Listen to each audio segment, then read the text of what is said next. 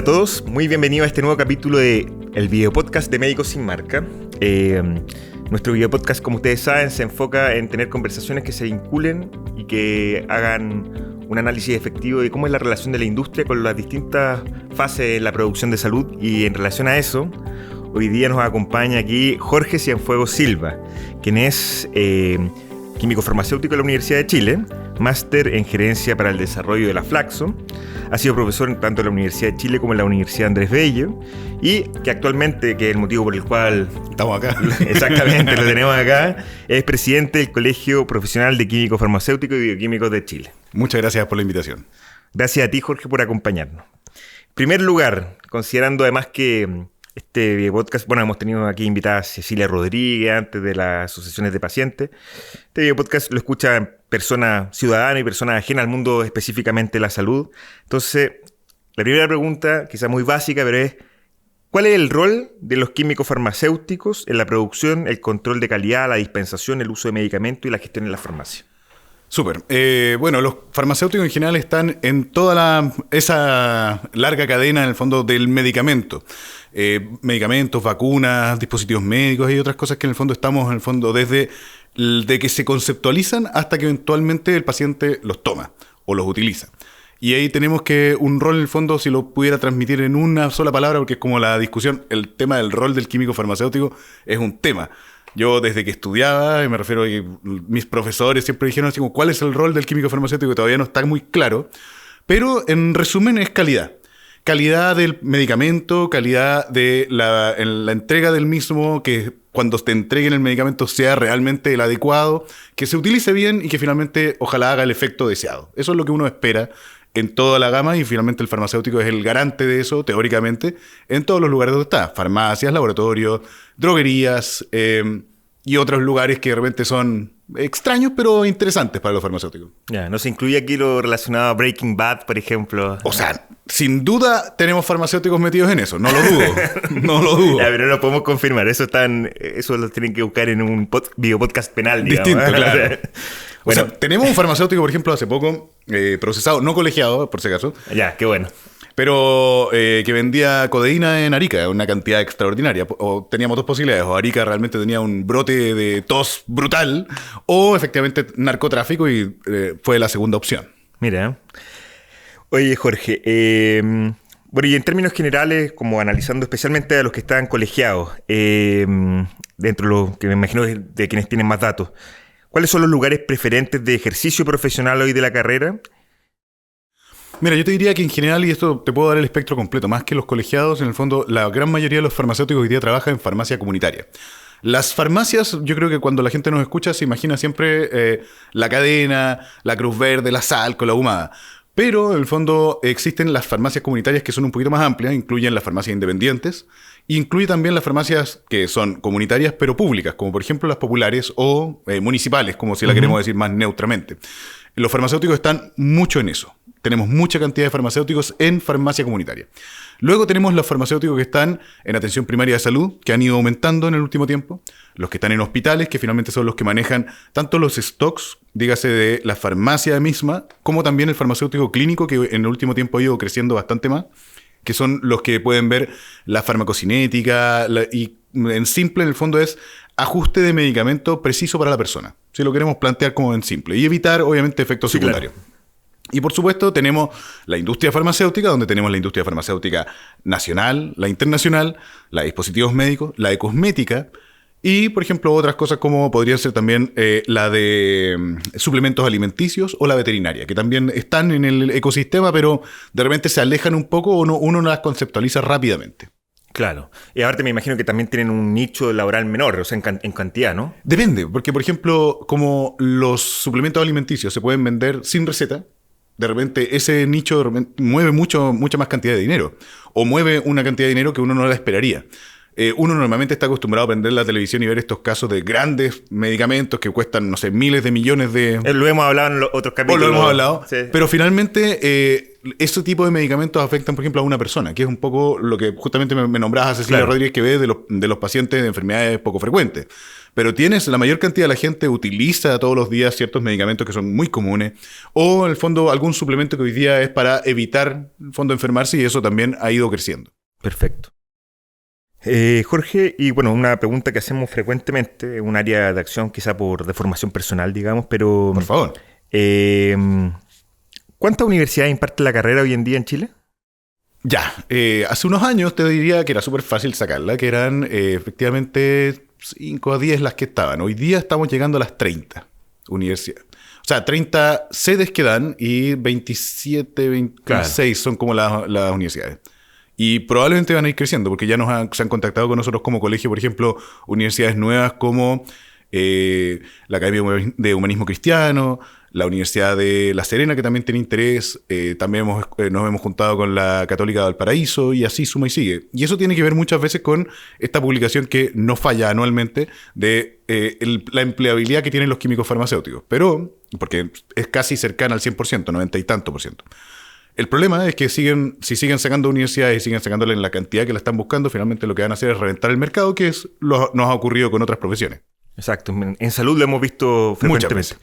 Una pregunta en relación a eso, los perfiles de egreso, no sé si como colegio de químicos farmacéuticos lo tienen analizado, ¿son semejantes entre las 30 universidades? No se parecen tanto. Y justamente estaba haciendo hace poco un ejercicio, el profesor Antonio Morris también lo ha revisado, y tienen algunas cosas en común. A mí me gustaría, por ejemplo, que una cosa mínima, que apareciera que en todos los perfiles de egreso, el químico farmacéutico es un profesional de salud. Eso lo tenemos nosotros claro, aparece en el código, incluso sanitario, lo tenemos también clarísimo. Exacto. Pero no todos lo ven como tal, o no aparece expresamente. Y ahí es donde cada universidad le da un enfoque distinto. Tenemos curiosidades, por ejemplo, hace poco abrió la Universidad Adventista, que lo encuentro genial en el fondo, el mix entre farmacología dura, que es el fondo, y obviamente la parte más religiosa, que tiene un mix bien curioso de ramos ahí. Ya. Ya, Jorge, perfecto. Oye, y ahora vinculándonos un poco más a lo que nos compete. Lo mencionabas un poco tú, pero en los últimos años se ha ido como formalizando el tema de las especialidades dentro de química y farmacia. De hecho, mencionaba el tema de los farmacólogos clínicos, ¿cierto? Hay varias más. Y ahí tengo una duda que me parece... Por favor, adelante. Que se relaciona con esto de Médicos Sin Marca. Tanto en la formación de especialidades como en la educación médica, o sea, la educación de químicos farmacéuticos continua, ¿hay una injerencia en la industria? Yo te diría que siempre la industria está ahí. Para bien o para mal. Porque es importante entender eso, que también mirarla directamente como algo negativo también podría ser negativo a su vez. Me explico. Ya, primero voy a partir con las 5 especialidades. Los farmacéuticos solamente tienen 5 especialidades, los bioquímicos 2. Las 5 especialidades son, efectivamente, farmacia clínica, la farmacia hospitalaria, tenemos salud pública, que se la compartimos transversalmente todo, Sí, sí. y tenemos laboratorio clínico y laboratorio forense. O sea, no hay ninguna de las especialidades farmacéuticas que tenga que ver con industria. Y eso tiene que ver con que las especialidades, tanto médicas, farmacéuticas, bioquímicos y odontólogos, que es la que sumemos a las enfermeras, no tienen en el fondo una línea industrial. O sea, si la industria quisiera buscar un especialista en industria, no existe. Ya. Porque nacieron bajo la lógica de las especialidades en el ámbito clínico asistencial.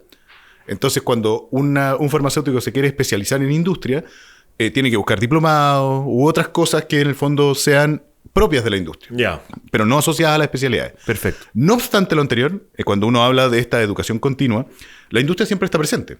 Y por eso digo que cuidado con el para bien o para mal, porque finalmente, si lo planteamos en sencillo, ¿quién sabe más? ¿Los médicos y los químicos farmacéuticos de medicamentos o la ciudadanía? Bueno, nosotros. Entonces tenemos una responsabilidad como profesionales. Sí, claro. Pero ahora viene una segunda pregunta que es un poco más incómoda. ¿Quién sabe más de medicamentos? ¿La industria farmacéutica o los médicos y químicos farmacéuticos? Y la respuesta no es tan sencilla. Porque finalmente la industria es la que maneja los datos, la que hizo los estudios, la que tiene en el fondo el dato bruto primario, y nosotros lo que recibimos es esa información masticada a través luego de, por ejemplo, información publicable. Y esa información publicable llega a nosotros a través de alguna revista, que muchas veces estas revistas son pagadas. Por ende, la persona que no quiere gastar recursos tiene que esperar a que alguien se la mastique y eventualmente se la lleve. Entonces esto es como jugar al teléfono. Depende quién te entregue esa información. ¿Quién tiene la mayor cantidad de información? La industria. Entonces ahora, ¿cómo masticamos esa información de la industria para que nos llegue a nosotros de buena manera sin que se juegue al teléfono y en el fondo alguien vaya distorsionando el mensaje hasta que nos llegue algo que no es realidad? Y esa es una buena pregunta.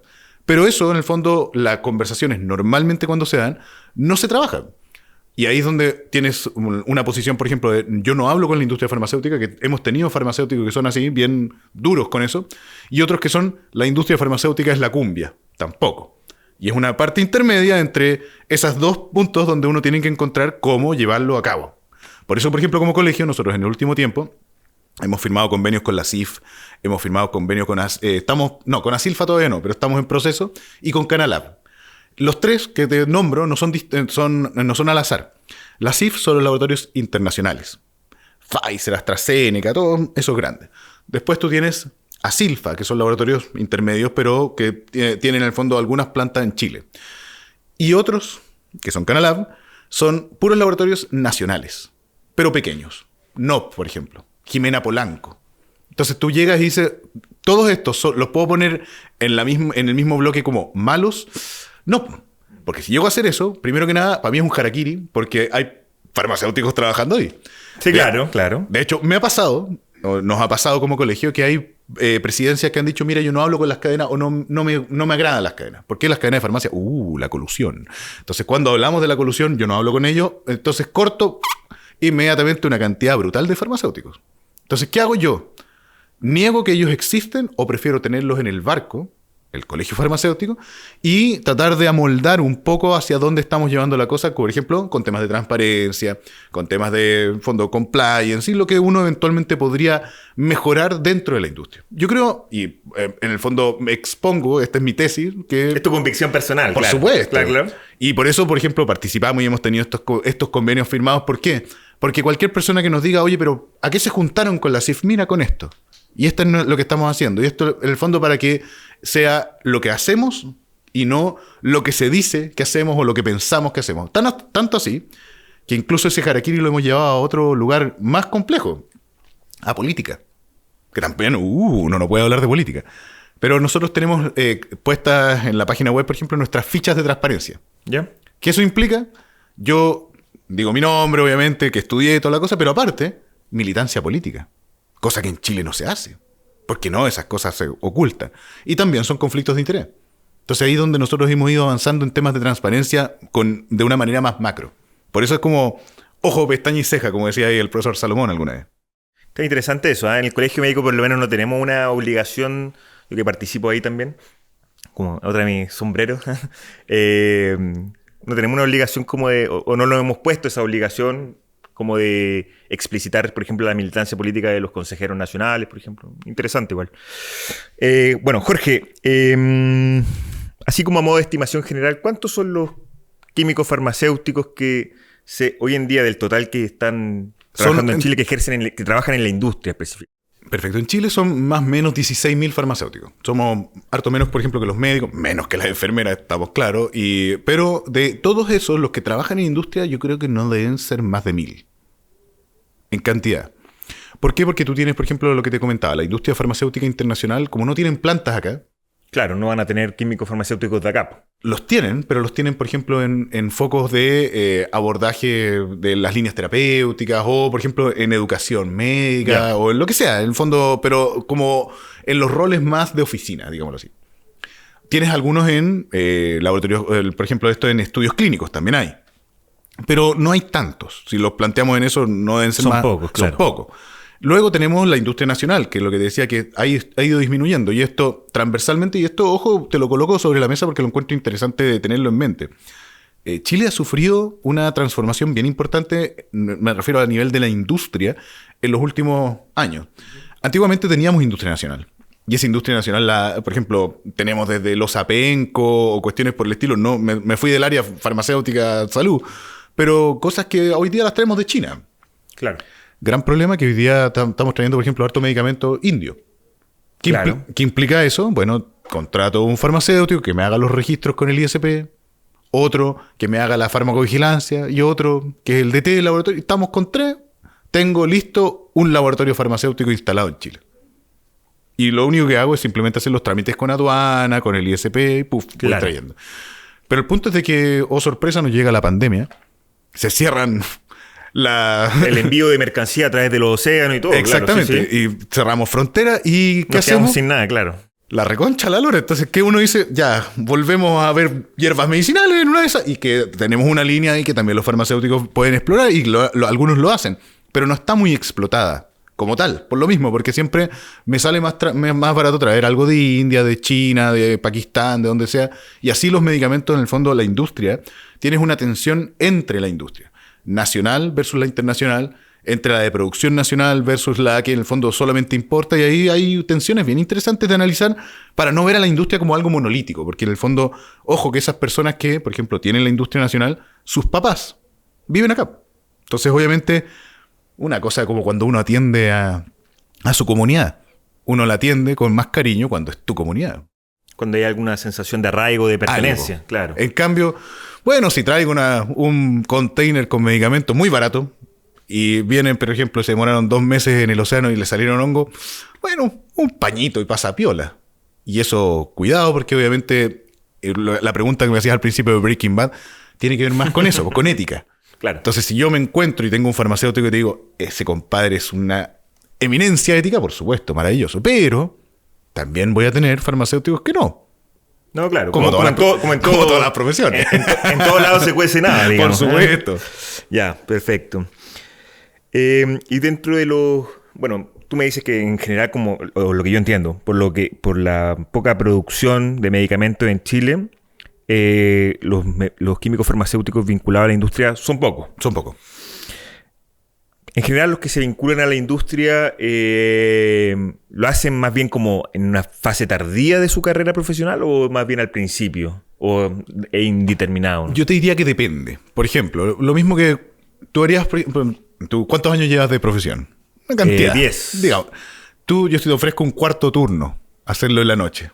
Lo tomas con alegría al principio y dices como, voy a sacar unas cuentas, mejor no. Claro, es más probable la segunda. Exactamente. Digamos, ¿sí? Entonces, acá los farmacéuticos son similares.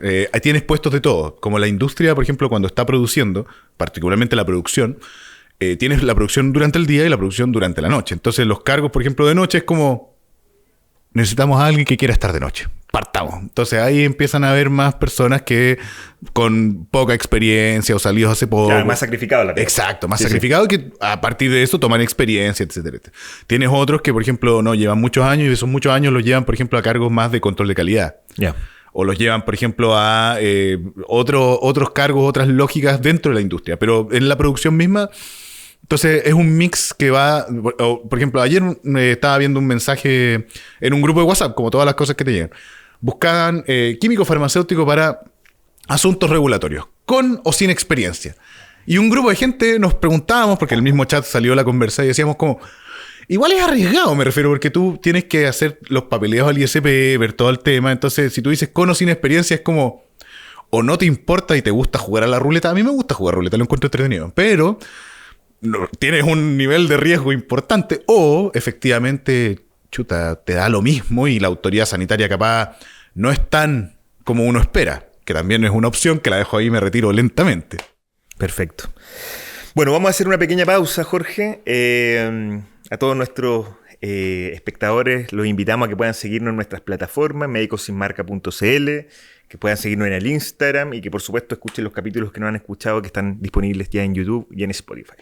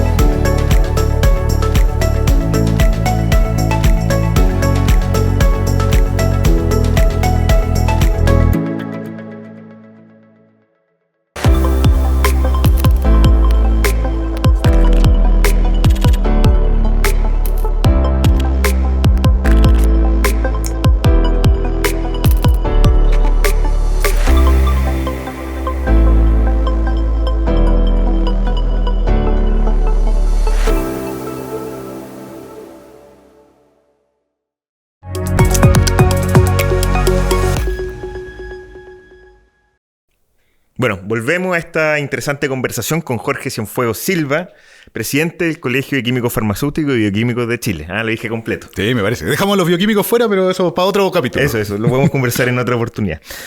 Jorge, respecto a las discusiones legislativas que hay hoy en día, a ustedes como quizá directorio, quizá no tú como persona solamente, sino que como directorio del colegio, ¿cuáles son las que son más relevantes como profesión?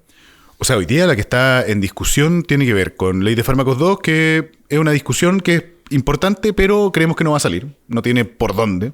No tiene los votos. No tiene los votos. La nombraron como la nueva ley de pesca. Pero eso tiene personas que la votaron, en el fondo, esa ley. Que tiene sus cosas buenas y sus cosas malas. Pero también hay una ley bastante interesante que nos llama la atención, que la lleva el senador Castro, que es la de venta ilegal de medicamentos. Y el tema venta ilegal de medicamentos para nosotros es un tema grueso, importante, porque finalmente incluye narcotráfico. Y es un tema que hace rato está instalándose en Chile y que las autoridades todavía no han hecho el mix entre lo sanitario, Ministerio de Salud, y Interior, que finalmente es para poder darle un corte a esto, como por ejemplo con temas como impulsar rápidamente y de manera importante la receta electrónica.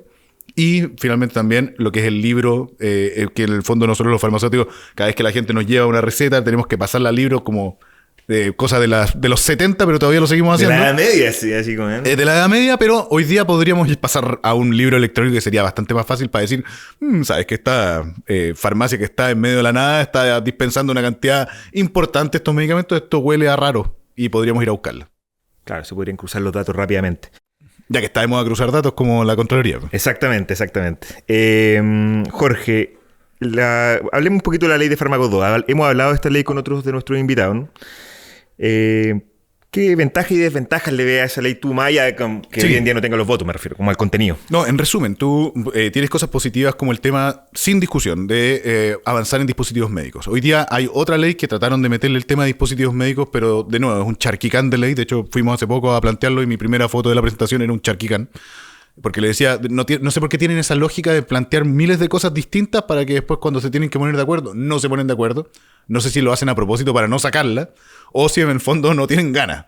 Pero en este tema de dispositivos médicos hay un acuerdo transversal de todas las partes, tanto de la industria, de la sociedad civil, de los expertos en general, de que los dispositivos médicos tienen que regularse y eso no está hoy día con una regulación, una regulación adecuada. En la ley de fármacos 2 hay una buena alternativa de regular. Absolutamente, estaba. Perfecto. Tienes, por ejemplo, la prescripción por DCI, algo muy bueno y que de hecho era en fármacos 1. La denominación común internacional para nuestro... Sí, por supuesto. Cuando se escribe o se hace la receta por nombre genérico. Y ese nombre genérico es importante porque finalmente me permite la intercambiabilidad. Si yo no puedo intercambiar de manera simple, en el fondo esa conversación la tengo que tener ya con la industria entre medio.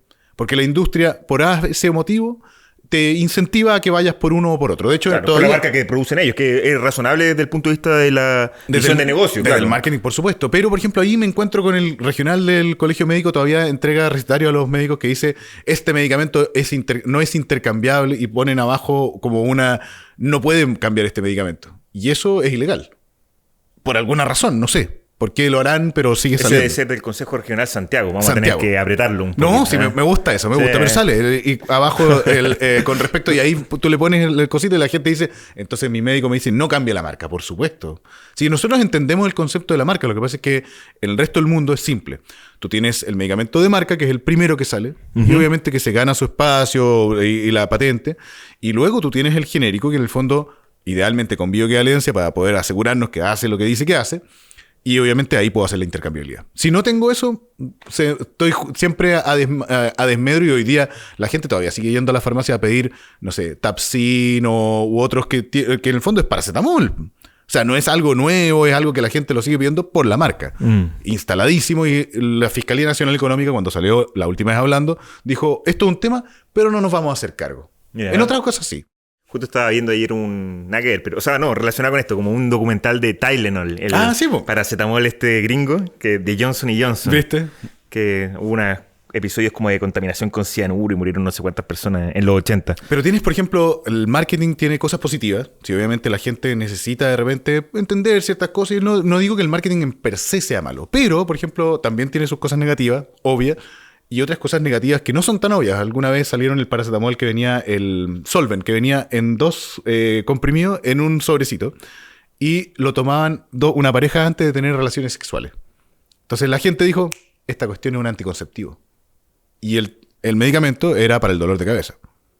Entonces, cuando tú no fue tan clara, el publicista no tuvo tan claro cómo llegar a la audiencia. O sea, de que llegó a la audiencia, llegó a la audiencia. El problema es que llegaron con las guaguas también. Entonces ahí viene el gran tema de que ahí es la autoridad sanitaria tiene que estar más presente y plantearse ciertos temas. Pero volviendo a Fármacos 2, tienes, por ejemplo, el tema de...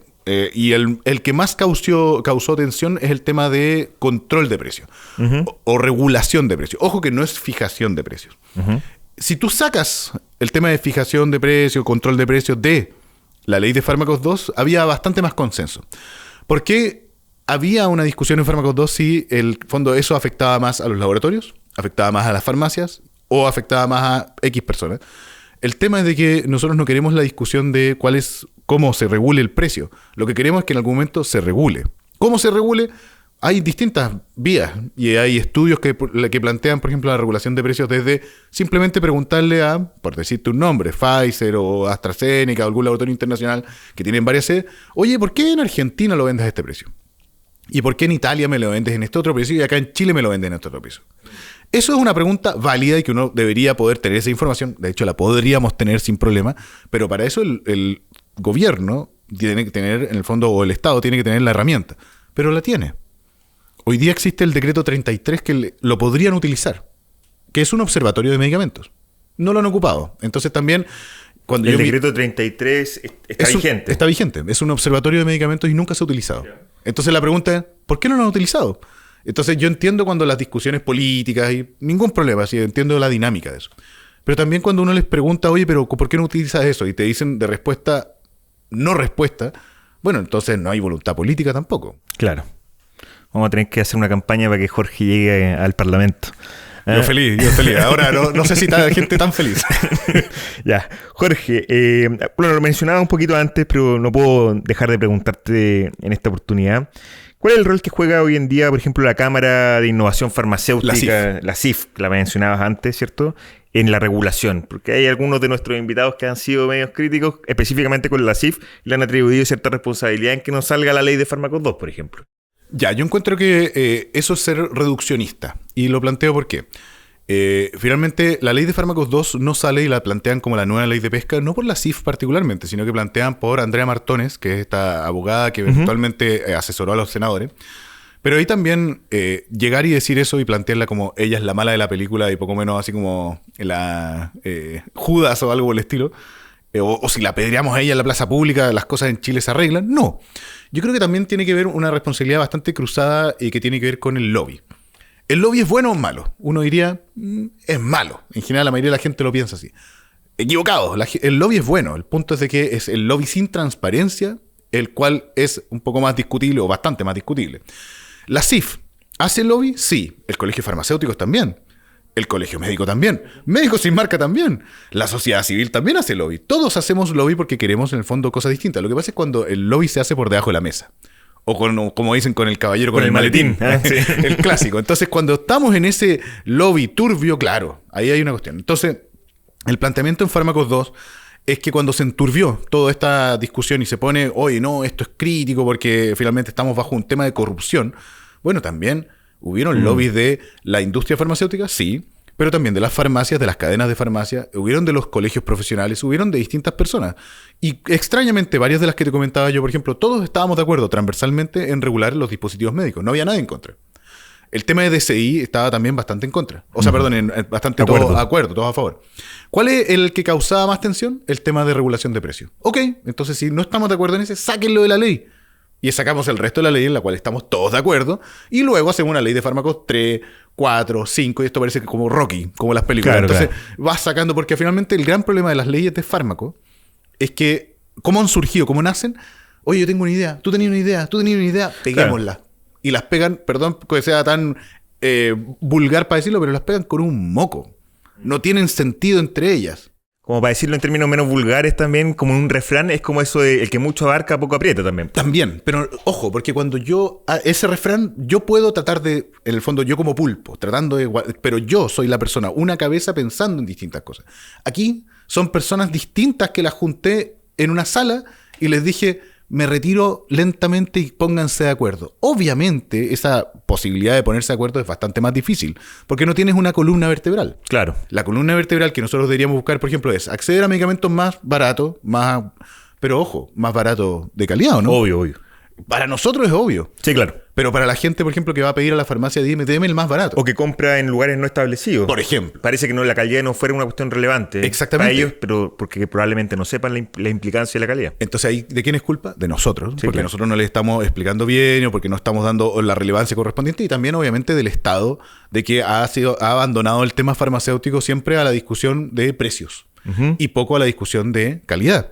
Tanto así que cuando salió la bioequivalencia fue una política de calidad o una política de precio. Y la respuesta es la segunda, porque por ejemplo cuando el ministro Mañalich salió planteando el tema, que fue invitado a nuestro video. Me parece perfecto. Él planteaba, antes usted compraba 1, ahora puede comprar 10. Una persona de a pie escucha eso y ¿qué dice? Compro 10. Ahora, ¿es racional? Por supuesto que no. ¿Tiene lógica? Absolutamente no. Y para nosotros como profesionales sanitarios decimos, no señora, eso no es así.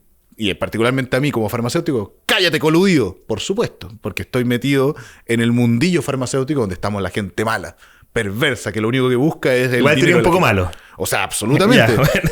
Oye, Jorge. Mi casa de Harry Potter es Slytherin. ¿No? Ya, muy bien. Jorge, últimas 2 preguntitas para ir finalizando esto. ¿Algún modelo de regulación extranjera de la industria que te parezca interesante? 2 que creo que son súper útiles, que uno ya está instalado en Chile, en el fondo el Bravery Act, que tiene que ver con, en el fondo, evitar la corrupción en el sistema público, digámoslo así.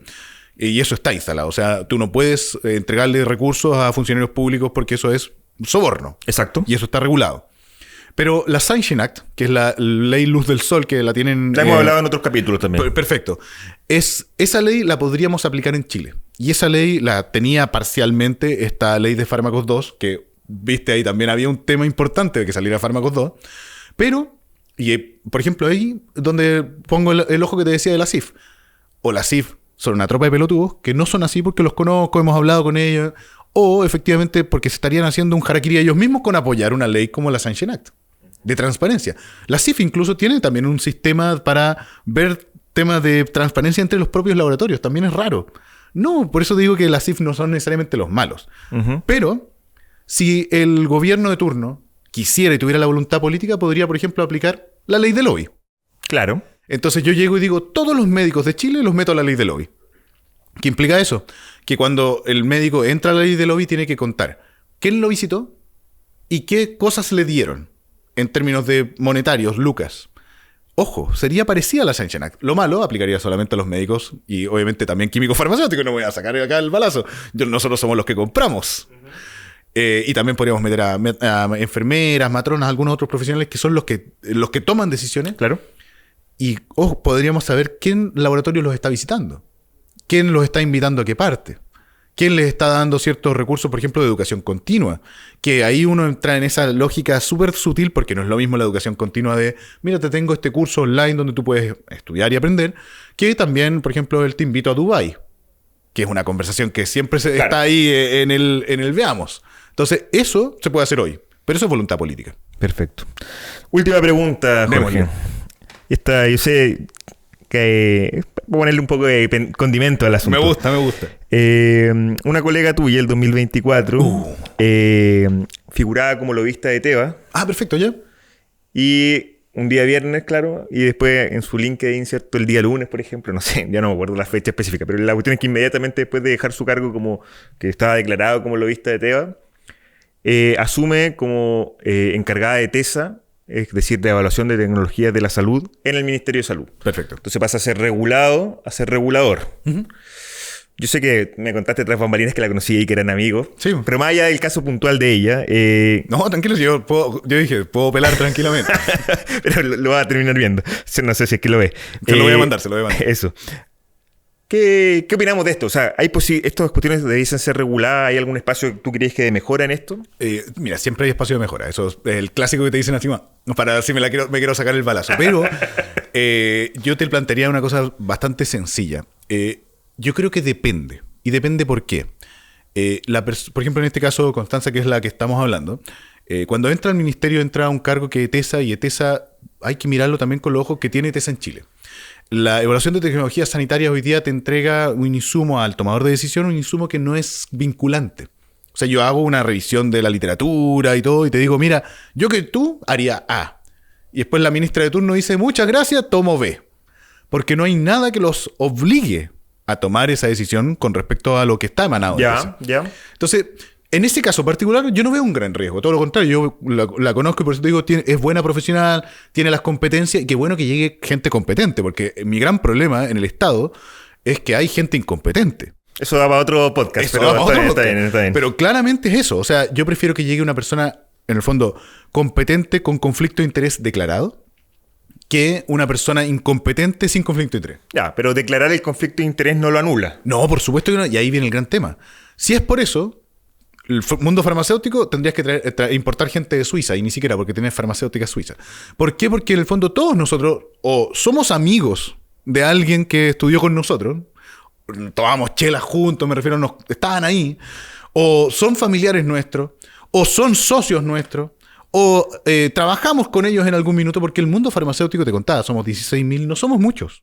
En poco tiempo, le queda poco, sí, pero... Nos queda, ya, después va a haber más. Bien, pero me refiero, o trabajaste en la cadena de farmacia, y podrías tener conflicto de interés. Entiendo. O podrías tener en el laboratorio, o podrías tener, en el fondo, una persona, así como, sin conflicto de interés, es un unicornio.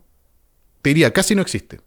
Y si existiera, ahora viene la segunda parte, y esa persona tiene las competencias para estar ahí, pero tienes, tomando el caso que tú me decías, ya claro, el tema de ETESA, lo que te decía, no toma decisiones, sino que entrega los insumos. Pero tienes, por ejemplo, otros que han estado en el Instituto de Salud Pública y han pasado al revés. Pasan de ser Instituto de Salud Pública a laboratorio farmacéutico, con información privilegiada. Y eso no ha sido escándalo público. Pasó, por ejemplo, con... Pero que debiese serlo, estoy de acuerdo. Absolutamente, y pasó... Estamos de acuerdo en eso, ¿cierto? Cierto. Ya. Puñito. Porque en el fondo el planteamiento tiene que ver con el conflicto de interés. ¿Es malo per se? No. Es el no plantearlo y en el fondo el cuidado también, yo creo que ahí justo el punto de mejora, que está llevando esta persona de un lado a otro. Desde la industria farmacéutica a el Estado. Está llevando sus conflictos de interés, está tomando decisiones en favor de esta industria y eso lo podemos ver. Pero al revés, cuando yo me voy del Estado y me voy a la industria farmacéutica, me voy con información privilegiada. Y ahí yo creo que hay un temazo y muchas veces nos ha ocurrido que finalmente no pasa nada. Yo creo que ahí me preocupa bastante. Perfecto. Bueno, Jorge, creo que sería todo por hoy. Por hoy. Me dicen por interno que vamos a tener un capítulo 2. Muchas gracias. No, aquí se corta el video podcast después de esto. Nos va a llegar una cabeza de caballo. Listo. Bueno, muchas gracias por acompañarnos hoy día. Jorge Cienfuegos Silva, presidente del Colegio Químico Farmacéutico. No sé si te quieres despedir de... Sí, por supuesto. Quiero agradecer obviamente este espacio a Médicos Sin Marca. Creo que les agradezco en el fondo que den estas discusiones que yo creo que no se dan en muchas partes. Y creo que es importante justamente tener espacios de conversación, de discusión y poner los argumentos transparentemente sobre la mesa. Lo que decía del tema del conflicto de interés. El problema no es el conflicto de interés, es el no transparentarlo. Porque hay personas que hoy día te discuten, te apuntan y te dicen que tú eres el malo de la película, pero se saca el sombrero y uno se da cuenta que esa persona era el... Cuestionable, digamos. El diablo vendiendo cruces. Ya, bien. Así que creo que usamos harto refrán en este capítulo. Me gusta. Está muy bien, está bien. Eso, así que bueno, los invitamos a todos a que puedan seguirnos en nuestras plataformas, a que... también puedan ver los otros capítulos si es que no lo han visto y que nos sigan las semanas que vienen porque ya nos quedan poquitos capítulos para terminar este ciclo de video podcast este año 2025. Muchas gracias. Nos vemos en una próxima oportunidad. Que estén bien.